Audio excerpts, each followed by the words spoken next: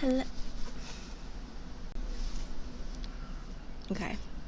Serious face now. Hello, and welcome to another episode of Bookish and Bewildered.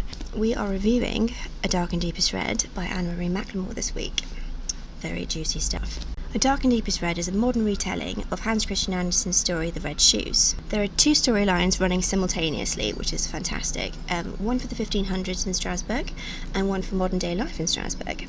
For the 1500s storyline, we follow Lala and Alifer, who are facing a lot of persecution by the townspeople for being Romany, even though the same townspeople come to them for remedies and cures when their families and children are sick. So they're fucking hypocrites.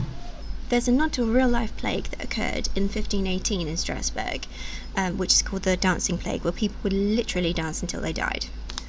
Which I think is a really interesting twist. I like that. They've woven that throughout the storyline, which is very cool. For modern-day Strasbourg, we follow Rosella and Emil, who are also both Romany. Rosella's family are shoemakers, and they are famed for this particular set of red shoes. While Rosella's quite proud of her Romany heritage, Emil isn't so thrilled, and he keeps it quite private. Emma wants to become a scientist one day. So, I'm on page 109, and I can't wait to see what happens next.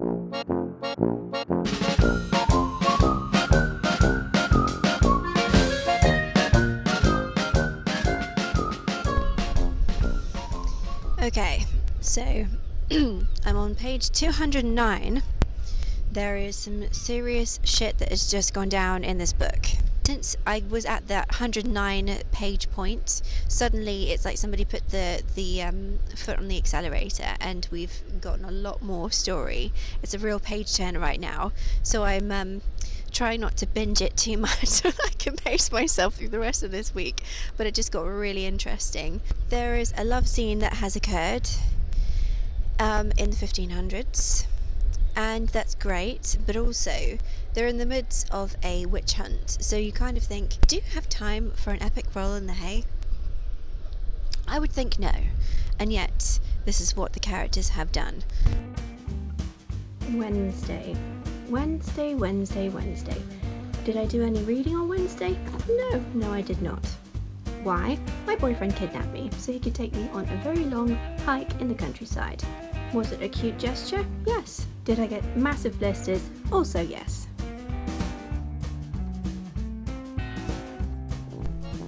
Thursday was not particularly exciting. I did a lot of reading on the bus and whilst I was on the hunt for other books at foils and in charity shops. But thankfully Friday was a much better day to catch up.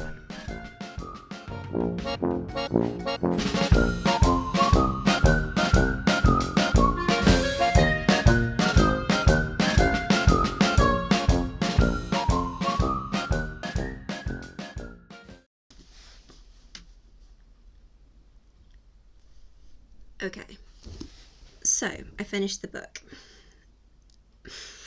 God. How? I'm so disappointed, I can't even tell you.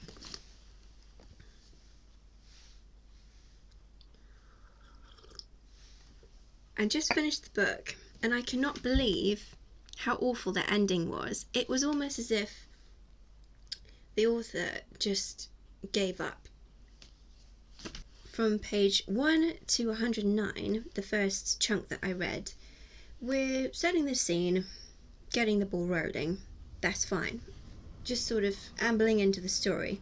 From page 109 to 209, things got juicy. Things were heating up, and I had high hopes for the story. I thought, you know what? This is finally getting underway. We're finally getting somewhere. That's what I thought.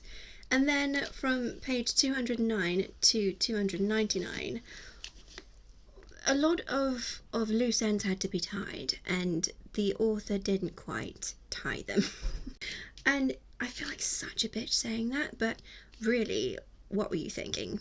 There were elements that I really enjoyed. There was a transgender love interest that I very much appreciated, because you don't really see that many characters written like this. So that was a massive tick in the box. Loved that. However, the execution of the story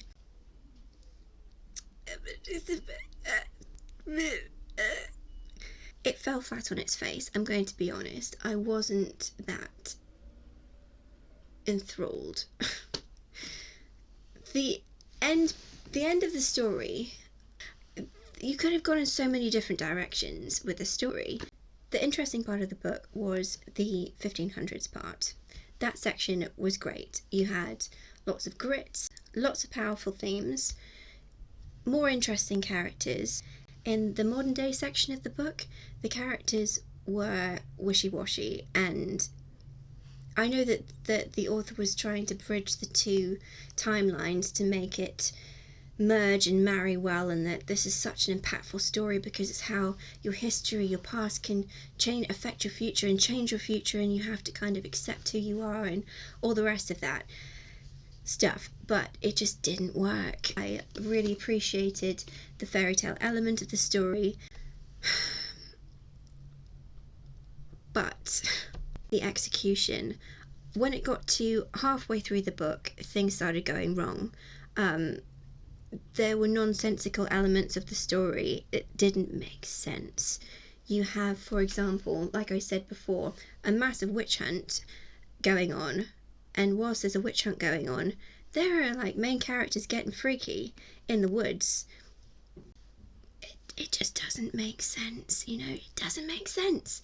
It does not make sense. The ending, my God, it hit me in the worst possible way. I just thought, it French exited. The plot line did a French exit. It sort of disappeared. It came to an end, and I was like, I just thought, fuck you, you know. Not recommending this to anyone. You broke my heart. How dare you? How dare you? So I'm going to drink my wine, and I'm going to scream into a pillow for a couple of hours. Boo! Boo!